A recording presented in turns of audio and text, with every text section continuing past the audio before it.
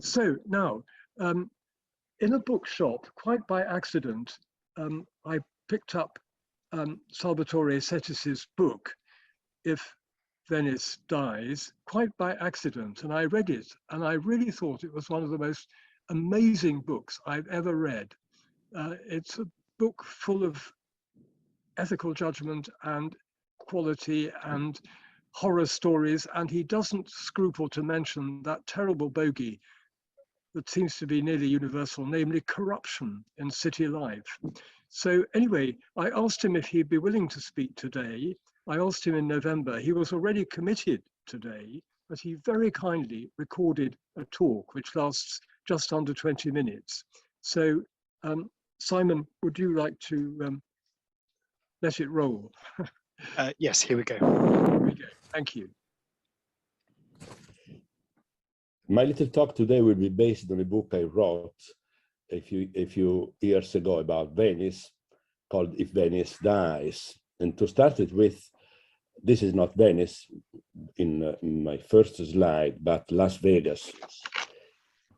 Venice, the real Venice, I mean, it's a very special city, greatly loved and very fragile. We all know the most monumental areas, frequently visited by international tourists, even if we have never explored its minor churches, which are extraordinarily rich in urban and artistic merit.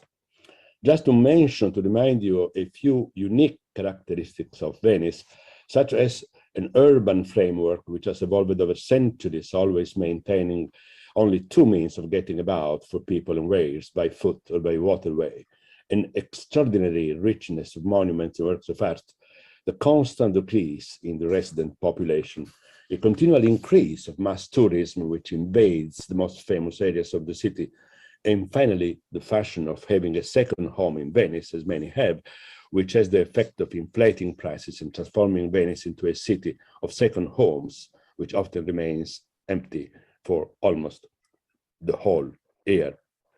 Venice is enclosed in its lagoon like a pearl in an oyster, but few understand the nature of the link between the lagoon and Venice.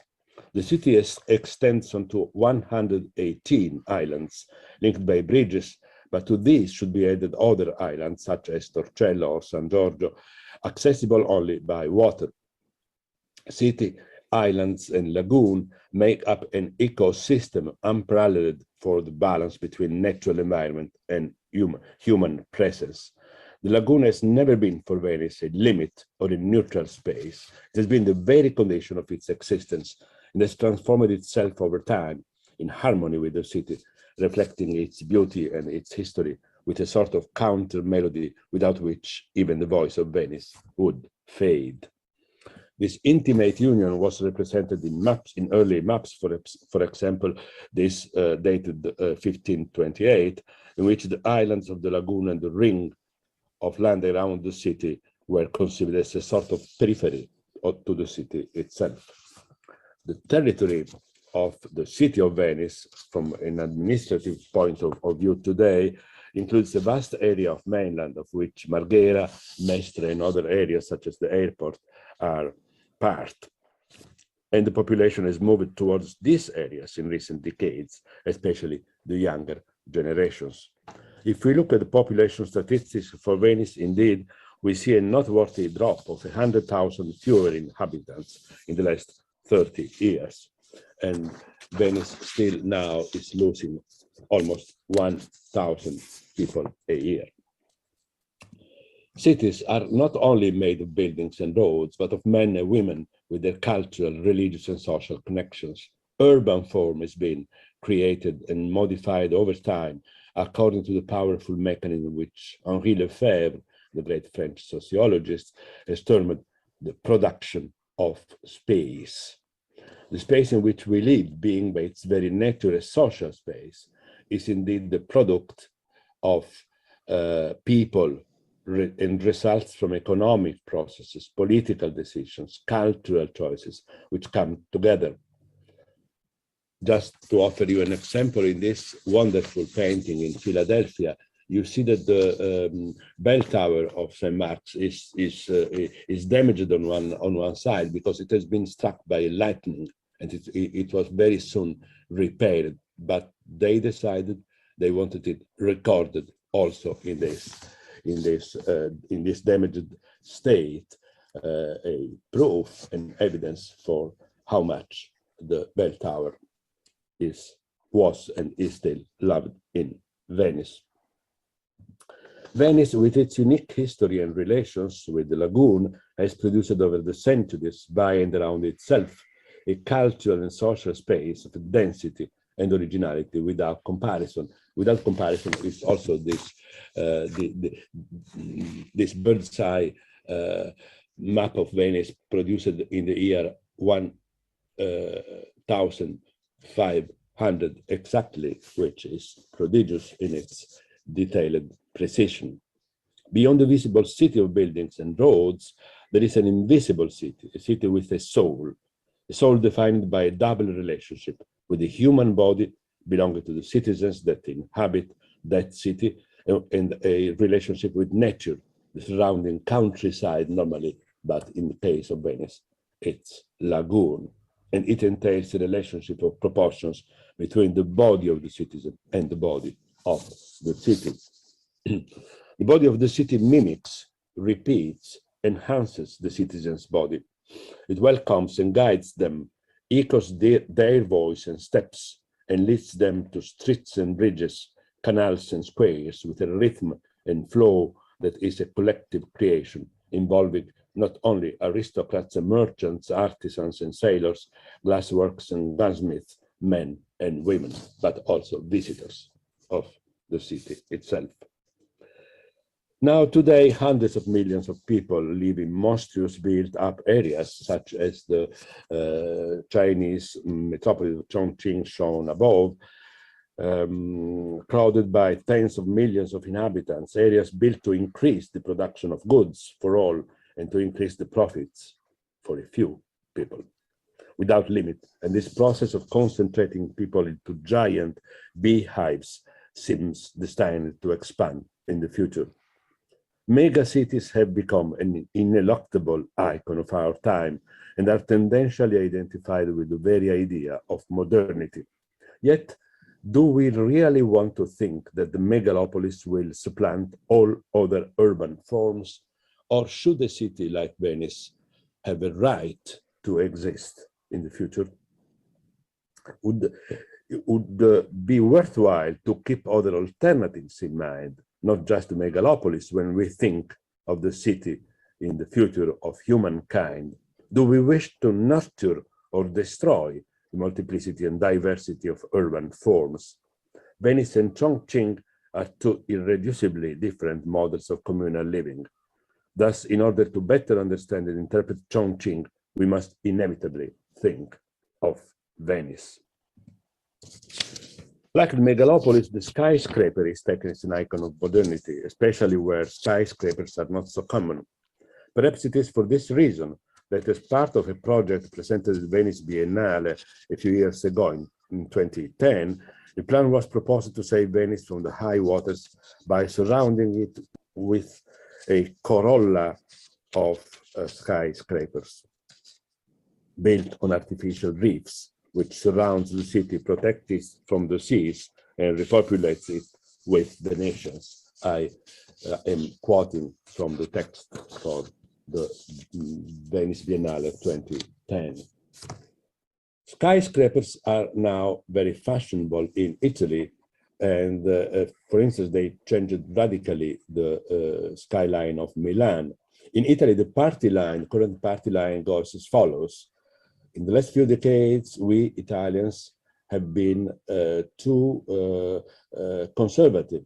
We have had too few high-quality architectural projects. Now it is therefore the moment to make up for lost time. This favor to update is, I think, a provincial obsession that makes the skyscraper the symbol and incarnation of modernity, forgetting that skyscrapers, which defined the skyline of New York or Chicago, began to rise up at the end of the 19th century, more than 100 years ago. Before speaking of more disturbing situations, I would briefly like to mention the rules for safeguarding artistic heritage currently in place in Italy. Norms of the old Italian states, including the Republic of Venice, are the oldest in the world, and they acquired new strength and impetus from the notion of patrimoine or cultural heritage created during the French Revolution and soon imported by Napoleon in Italy. Current laws are historically based on legislation from the 20th century, and a very important turning point in Italy has been the Constitution of the Italian Republic, dated in 1947, where the Article 9 read, the Republic safeguards natural landscape and the historical and artistic heritage of the nation. For the first time in history, the principles of heritage entered into the founding principles of the constitution of a modern state.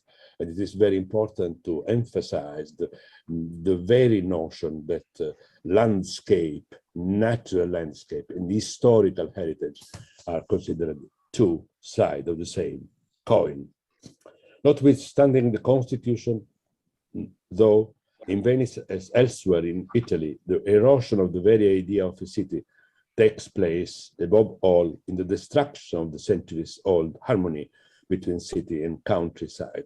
What elsewhere is countryside, for Venice is its lagoon, where the waters of the sea mix with those of the rivers. Lagoon and city taken together form a very complex, unique ecosystem that was preserved and implemented in time through mechanisms of surveillance and management over the waters implemented by the Serenissima, the Venetian Republic. Today, Venice appears to many as a city like any other, whose development is only limited by the lagoon.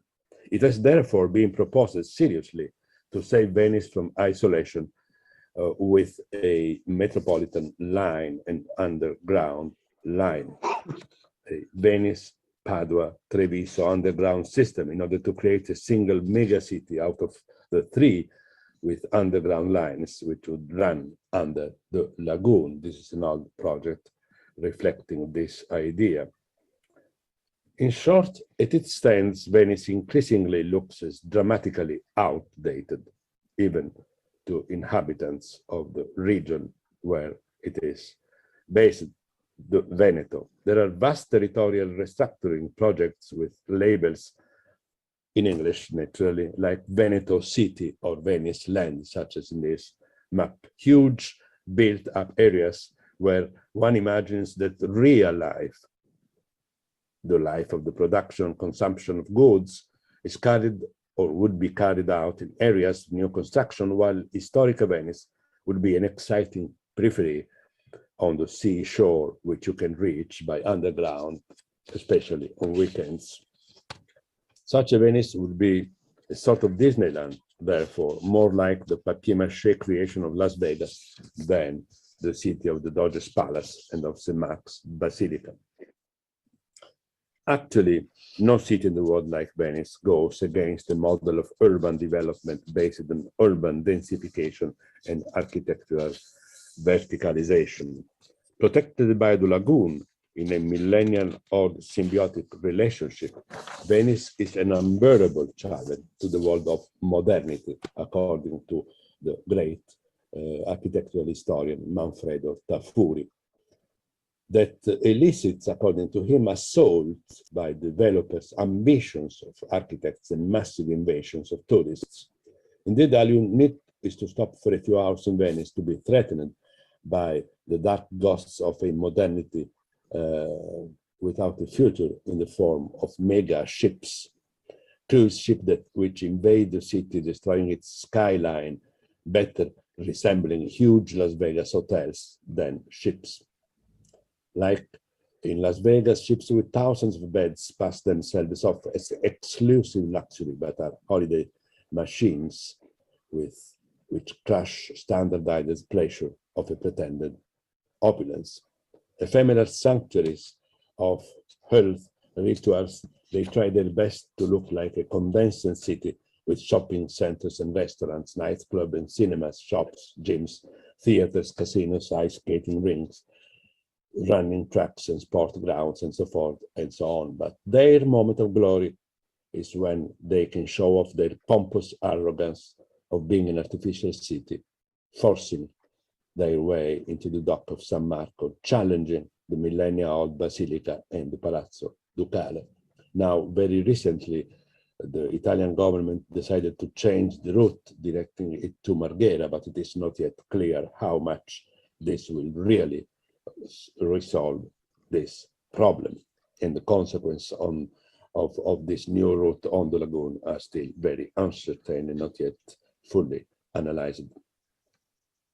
The forma urbis of Venice irreparably contradicts the model of modernity that takes the skyscraper as its symbol. This is why a very concrete project for a skyscraper in Venice, in Marghera, has been seriously proposed very recently by Pierre Cardin, a French fashion designer.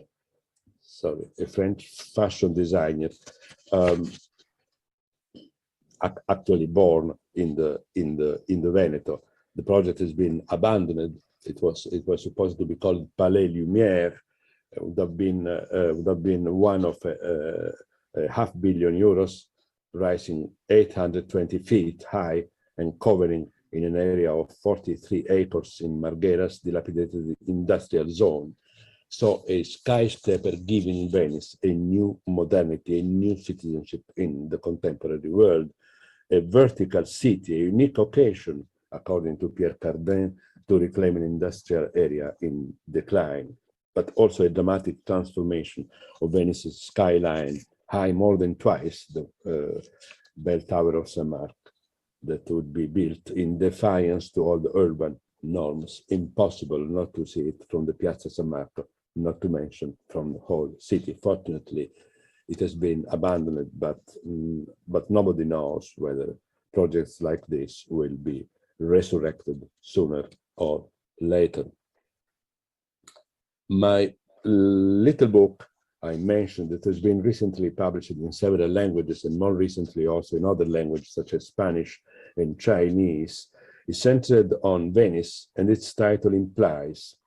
Nevertheless, in my intention, it strives for a wider scope, namely the destiny of historic cities as contrasted with a few dominant behavioral and architectural models such as the skyscraper or the megalopolis.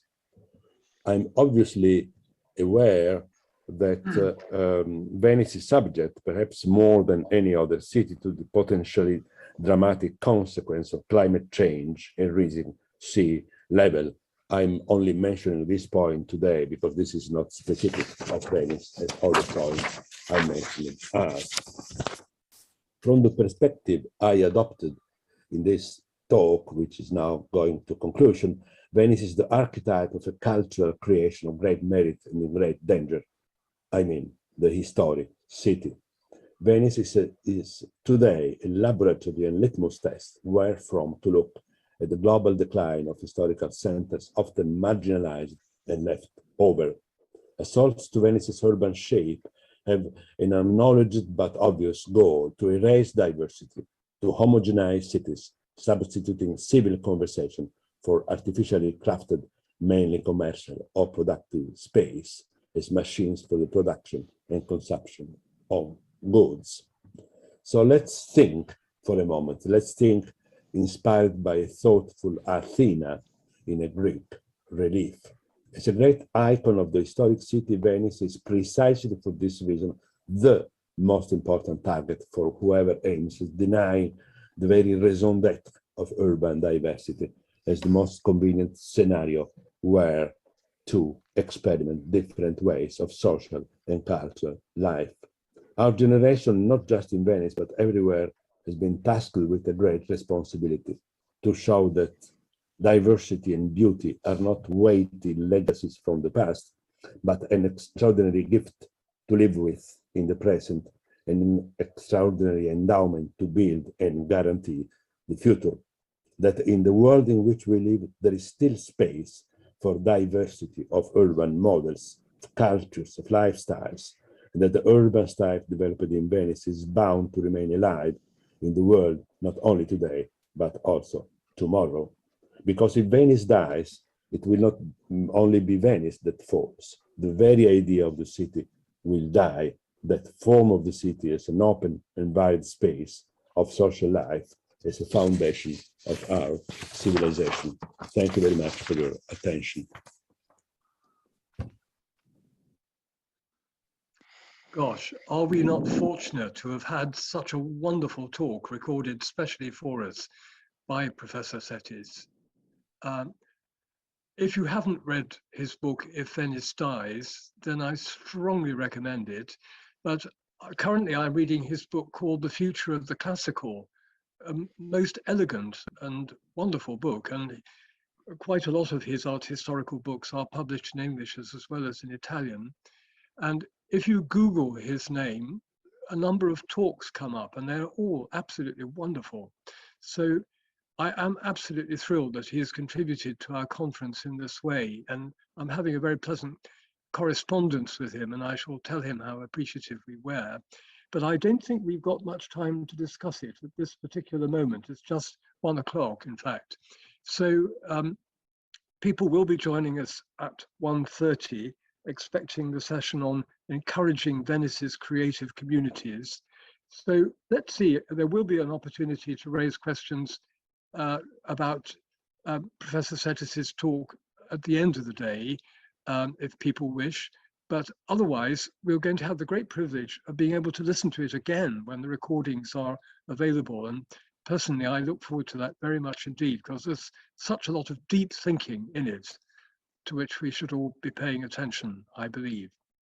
So we'll break now for lunch and reconvene at 1:30, please.